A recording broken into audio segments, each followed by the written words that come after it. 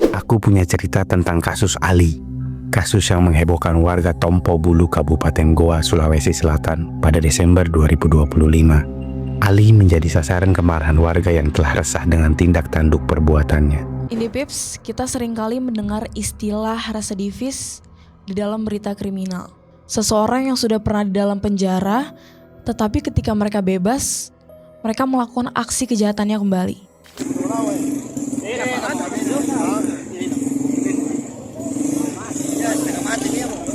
Ini masalah klasik, tapi apa yang terjadi ketika seorang residivis tidak hanya mencuri harta benda, tapi merenggut sesuatu yang jauh lebih berharga dari sekedar materi? Apa yang terjadi ketika sistem hukum dirasa tidak cukup cepat untuk membalas rasa sakit warga? Jawabannya seringkali mengerikan. Main hakim sendiri.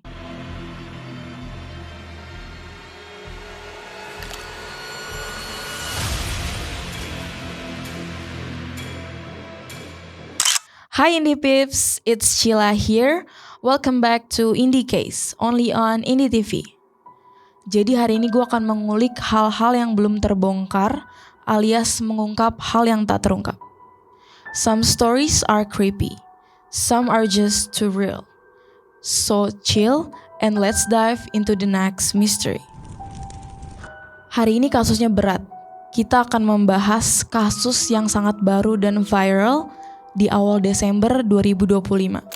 Lokasinya di Kabupaten Goa, Sulawesi Selatan.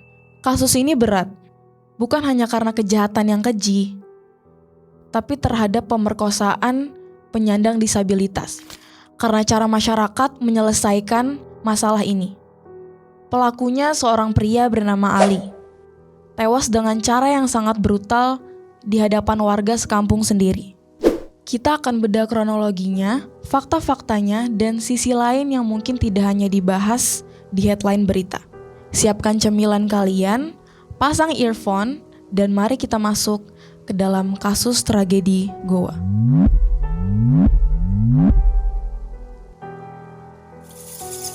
Oke, kita mulai dari pertanyaan siapa sebenarnya Ali? Berdasarkan penelusuran fakta dari berbagai laporan di lapangan, Ali ini adalah warga desa Rapolemba, Kecamatan Tompo Bulu, Goa. Dia bukan orang baru dari dunia kriminal. Ali adalah seorang residivis kasus pencurian yang baru saja keluar dari penjara sekitar 2 tahun yang lalu. Tapi bukannya tobat, Ali malah makin menjadi-jadi. Menurut warga setempat bernama Enal, Ali ini benar-benar bikin resah satu kampung. Hampir setiap malam warga diteror dengan suara-suara yang mencurigakan di sekitar rumah mereka. Istilahnya, warga sampai gak bisa tidur nyenyak karena takut Ali masuk ke rumah mereka. Dan benar saja, sebelum kejadian utama yang akan kita bahas, Ali sempat membobol rumah warga bernama DG Suryani dan di situ dia mencuri sebuah laptop. Bayangkan ini Pips, baru bebas sudah bikin ulah lagi.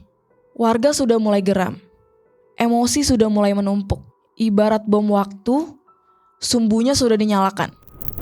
Tapi, pencurian laptop ini ternyata cuma puncak gunung es. Apa yang dia lakukan selanjutnya adalah hal yang membuat bom waktu.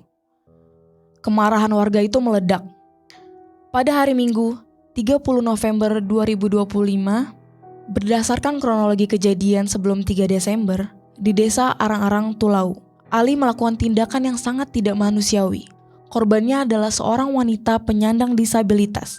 Indie Pips, ini yang bikin sakit hati. Korban adalah seseorang yang punya keterbatasan untuk membela diri.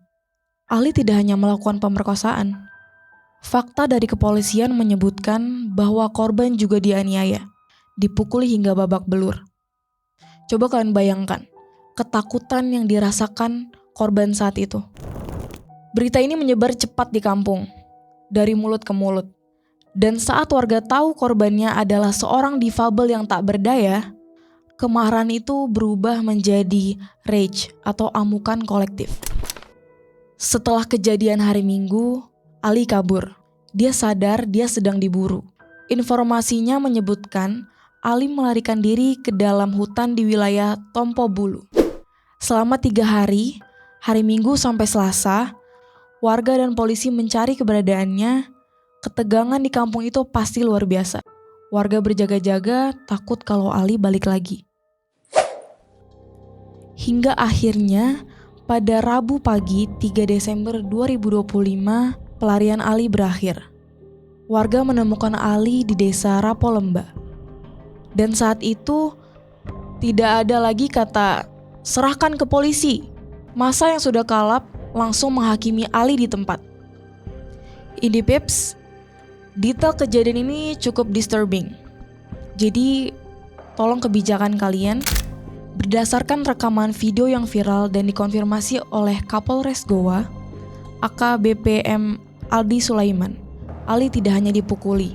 Dalam kondisi babak belur dan penuh luka sabetan benda tajam, tangan dan kaki Ali diikat menggunakan tali, dan bagian paling mengerikan, tali itu dikaitkan ke sepeda motor. Ali diseret keliling kampung menggunakan motor. Disaksikan oleh warga yang berteriak histeris, ada yang merekam, ada yang berteriak marah. Jalan desa itu menjadi saksi pengadilan jalanan yang tanpa ampun.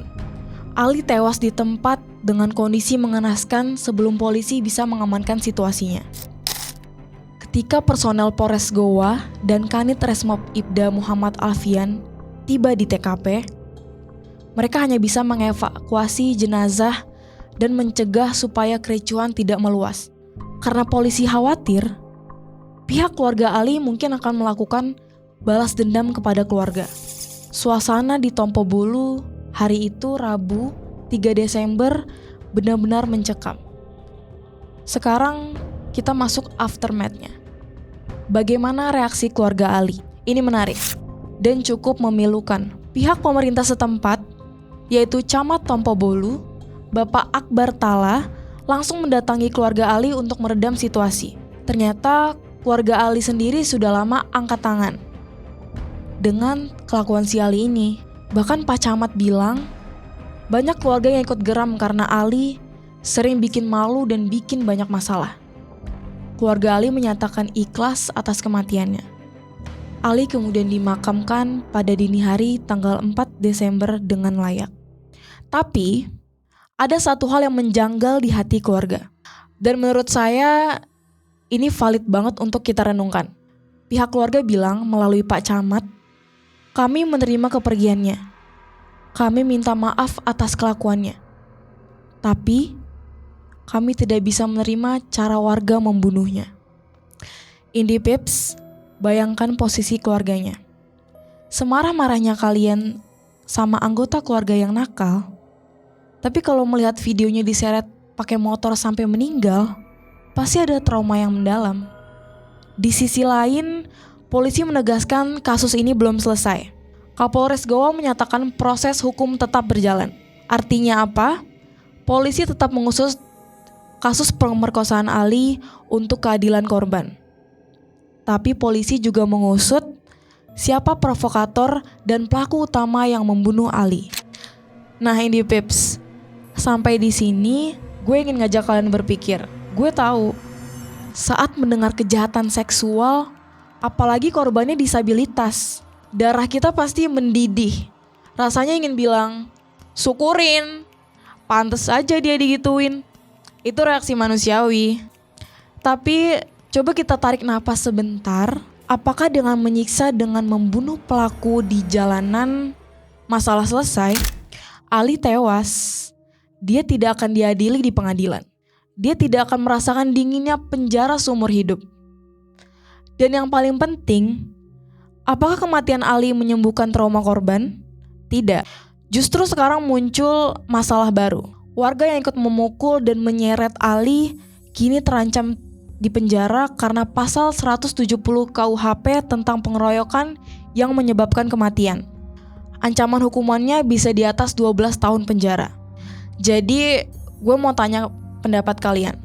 Menurut kalian, apakah tindakan warga Goa ini adalah bentuk keadilan jalanan yang wajar karena hukum dianggap lambat? Atau ini murni tindakan kriminal yang tidak bisa dibenarkan, apapun alasannya? Sebagai penutup, gue ingin memberikan sedikit reminder dan edukasi untuk kita semua, para Indie Pips.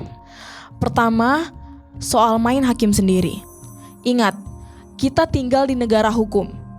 Ketika kita main hakim sendiri, posisi kita berbalik dari korban masyarakat yang benar menjadi pelaku pembunuhan. Jangan sampai emosi sesaat membuat kita meninggalkan keluarga kita karena harus mendekam di penjara. Yang kedua, soal penyebaran video. Video Ali diseret itu viral di mana-mana. Tolong, Indie Pips, stop menyebarkan video kekerasan tanpa sensor. Selain melanggar UU ITE, itu juga menyebarkan trauma. Pikirkan psikologis anak-anak yang mungkin tidak sengaja melihatnya atau keluarga pelaku yang coba untuk move on. Yang ketiga, lindungi kelompok rentan. Kasus ini terjadi karena ada predator yang mengincar mereka yang lemah atau disabilitas. Mari kita lebih peka sama lingkungan sekitar. Kalau ada tetangga yang mencurigakan atau ada warga yang butuh perlindungan ekstra, mari kita jaga sama-sama. Jangan tunggu kejadian dulu baru bertindak. Dan mari kita kirimkan doa untuk korban, semoga dia mendapatkan pemulihan fisik dan mental yang terbaik. Dan juga untuk keluarga Ali, semoga diberi ketabahan menghadapi kenyataan pahit ini. Kejahatan bisa terjadi di mana saja, tapi kemanusiaan harus tetap kita jaga. Jangan biarkan kita berubah menjadi monster atau mencoba melawan monster. Terima kasih sudah mendengarkan Indie Case di episode kali ini. Jangan lupa like, komen, dan subscribe. Bye-bye!